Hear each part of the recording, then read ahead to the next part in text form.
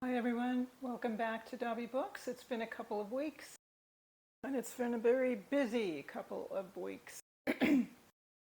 So I've been working just right now. It's only Wednesday of the week. Tomorrow's my Friday from school. My brain is so dead. So I wanted to take a little bit to catch up with you, and today I'm filming from my granddaughter's bookcases actually. This is the room that's across from my library, and these are the books that I have been purchasing over time for my girls especially. I've read a lot of them because I love the middle school books, and I like to collect some classical children's literature and some special editions. I'm also working on completing some collections like the Artemis Fowl books and the Charlie Bone books and Pendragon books. So that's why I'm over here, to show you what has happened so far. Plus I'll discuss a few books that I'm currently reading. So what I recently got, I had this Charlie Bone book, Charlie Bone and the Beast, but it's a paperback. And I really wanted to collect the hardback copies, so I got the replacement. It came in a few days ago from eBay. I found some good prices on eBay. So, Charlie Bone and the Beast. Here's the hard copy. And here was the paperback. So you can see there's a size difference. And the pages are more yellowed. The book itself is in very good condition other than the yellowing, but I believe there are some tools that you can get from Broad Art that can help to at least lighten the yellowing on the pages, so I can work on that. I also got another one, and I believe this one came in yesterday. This is book number 7, Charlie Bone and the Shadow. I love these illustrations. So I forgot how many books are in the Charlie Bone series, if there's 8 or 9. What I have, hold on. 1, 2, 3, 4, 5. I have 6. And the latest number is 8. So maybe there are 8 in the series, and I just need 2 more. I don't have my list in front of me, unfortunately. The Pendragon books, you'll notice I'm almost done with. So I have 1, 2, 3, 4, 5, 6. And there are 11 in the series. So that's 5 to go.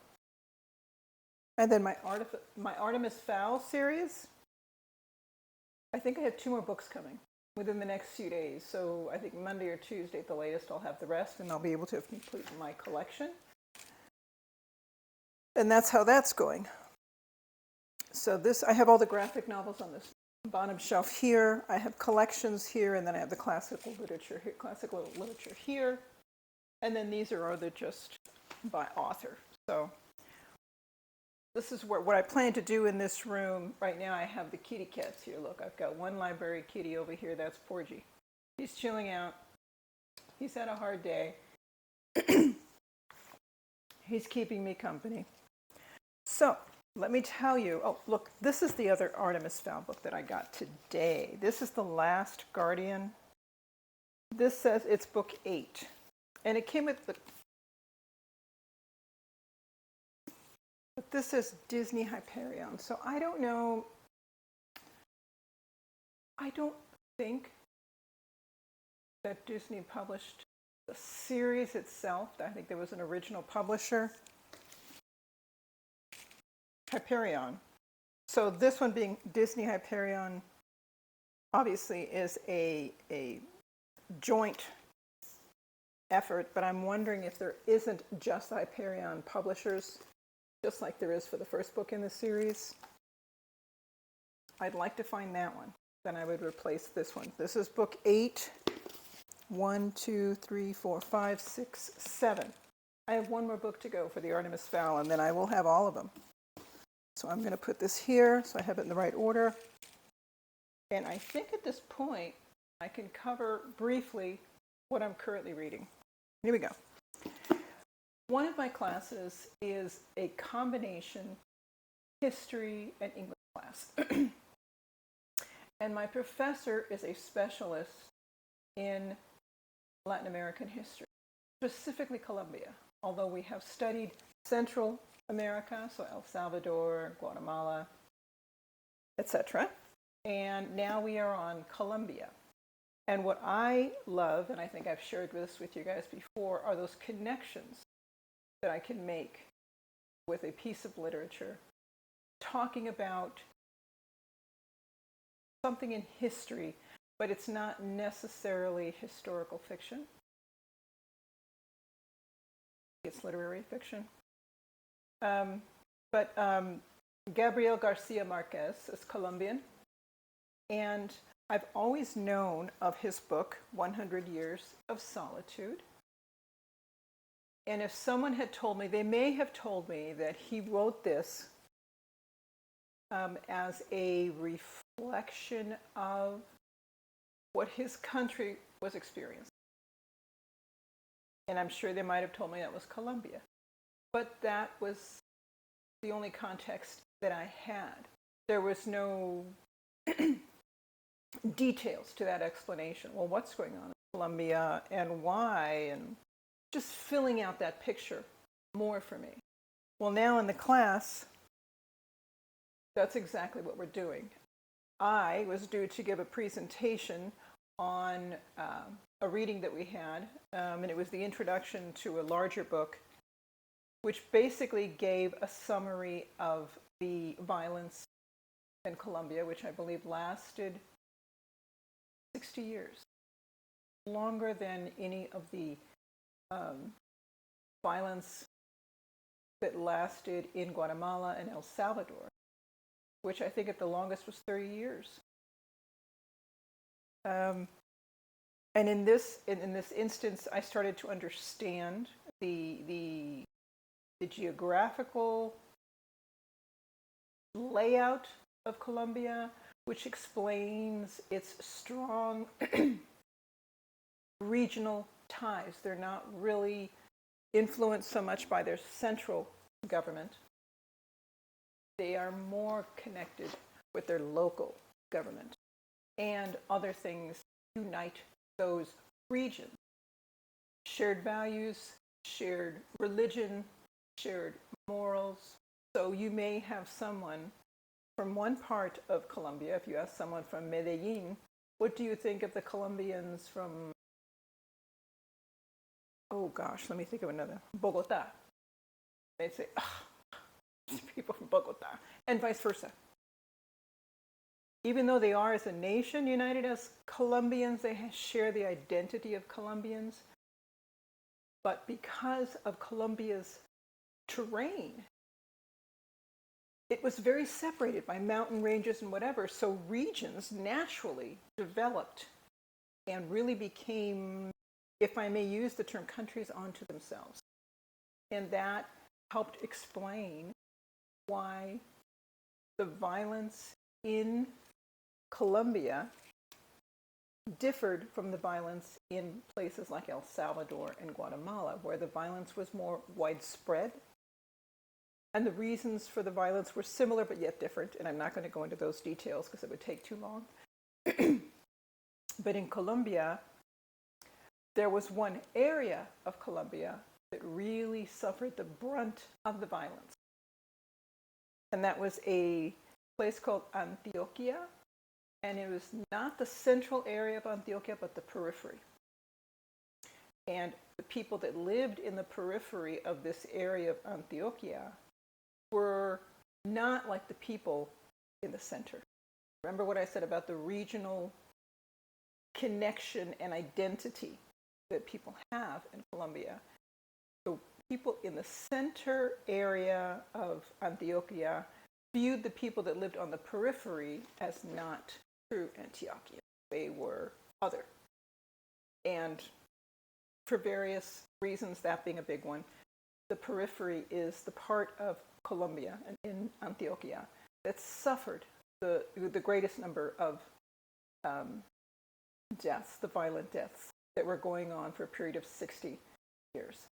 So Gabriel Garcia Marquez, being Colombian, writes about this 60 years of suffering that Colombia was going through. And we read his acceptance speech for the Nobel Prize, and he touched on this difficulty and this sense of isolation that it brought about to the country of Colombia. Now, looking at this same book, I could say, okay, now I understand. And that, I think, is just awesome. So now I'm going to be able to read this book with so much more context and been fleshed out for me and everything, and I'm going to appreciate it much more than I would have with my original context. Oh yeah, it's about Colombia and the violence. So that's what we're going to be reading, as well as this book, The Night Will Be Long, and this is by Santiago Gamboa. And let me read you a little bit of what it's about, and maybe you'll understand a little bit more as well. A young boy witnesses a violent confrontation in a desolate area of Cauca, Colombia, but no sooner has the violence occurred than it disappears, vanishing without a trace. Nobody claims to have seen anything. Nobody claims to have heard anything. An anonymous tip catalyzes a dangerous investigation that will lead deep into the underbelly of the Catholic Church. Bogota prosecutor Edelson Putziniamui, the journalist Julieta Lezama, and her assistant, a former FARC guerrilla named Johanna, form a trio of flawed heroes in this dark thriller full of twists and turns and ripe with moments of both humor and pain. FARC is the name of one of the rebel groups in Colombia. So, of course, one of the guerrilla groups here. So this is, these are both, I wouldn't consider this historical fiction. It does include magical realism, and it's interesting how he uses this literary device specifically because their reality in Colombia, what's the word I'm trying to think of? Because the reality in Colombia is, in a way, unbelievable. 60 years of violence. And this, using the circumstances that are happening in Colombia, the author devises a fictitious story like this. So this is going to be awesome to read now. So I love that. And I wish they had more classes at my college that joined history and literature together, because it's just what a wonderful, it adds just another layer to it, not just to the literature, but to the history as well, because historians are very much, let's look at the facts, let's check out these primary sources and these secondary sources and start asking questions and breaking them down. It's facts, facts, facts, facts, facts. And literature has more leeway, it has more room, there's imagination added to that, what might be, what could have been.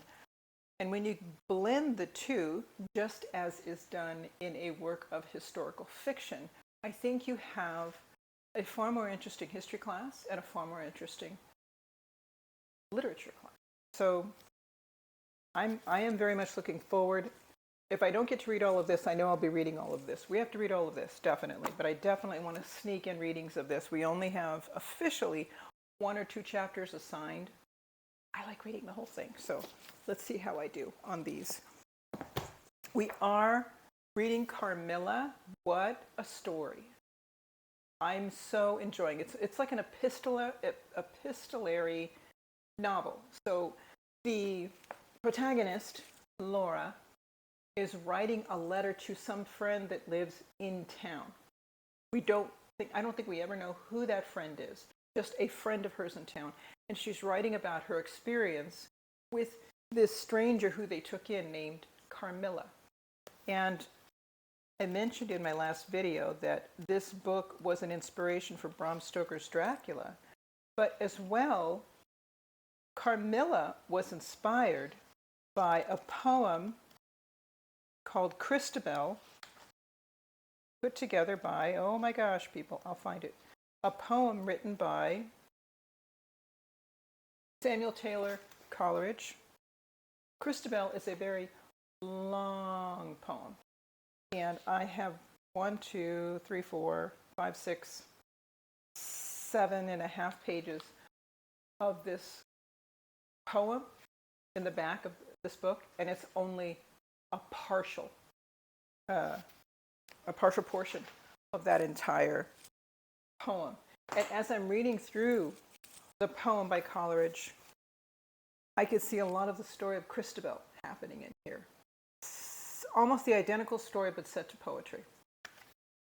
And there's also a story of, there was another story written.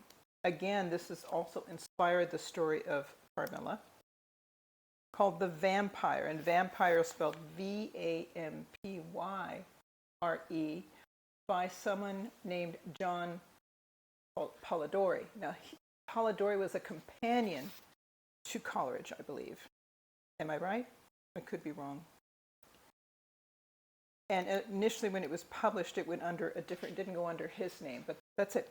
There's more on here, but it was just very interesting how, of course, Gothic literature had become very popular in 18th and early 19th century England, Victorian England. And you get to see how one story inspired another story, and so on. This is such a good read, everyone. It's not difficult at all.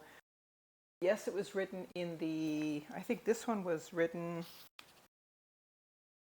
in the early 19th century, early to mid 19th century. And sometimes what we find when we're reading a work of literature that's over 100 years old is that the English can be a little bit difficult to read through. I have not encountered that with Carmilla. Yes, the English is definitely an older form of English, but it's been an easier read than I thought it would be, and I keep reading it. I don't want to stop at the end of a chapter. I want to keep going on to the next one. So it's a great story if you want to read this for October/Spooky October reads. It's Carmilla by J. Sheridan Le Fanu. I'm going to put that in front so you can see the author's name. And the particular copy that I have is the Valancourt edition, and that's the one that has these excerpts from other authors writing on the same theme around the same time in history, if you want that information. And I believe that's it, everyone. I'm going to continue to plug along during the semester. Over the weekend, the hubby and I are going to be in Old Town San Diego, and we're going to be staying at a haunted hotel called the Cosmopolitan. And I like to do those sort of things because I'm just, a glutton for punishment. I don't know. But that's what will be this weekend. It's our anniversary/birthday weekend. So let's see if I can videotape some snippets for you, or if there's any interesting experiences that might happen that could be a lot of fun to talk about. And if there's some really cool bookstores there, I'm definitely going to pay a visit. So everyone, enjoy the rest of your week and the rest of your weekend. And that's it. Thanks for spending time with me. Bye-bye.